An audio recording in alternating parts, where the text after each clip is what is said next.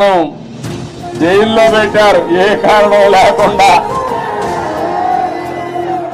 కానీ ఆ రోజు హైదరాబాద్ లో మీరు చూపించిన చొరవ నా జీవితంలో ఎప్పుడూ మర్చిపోలేను.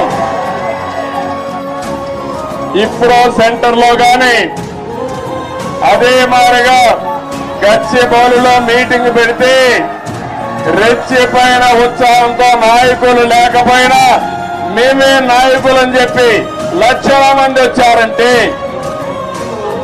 అది నా జీవితంలో ఎప్పుడూ జైల్లో ఉండి చూసి నేను చేసిన పనికి నేను చేసిన అభివృద్ధి గుర్తుపెట్టుకుని నాకు సంఘీభావాన్ని తెలియజేశారంటే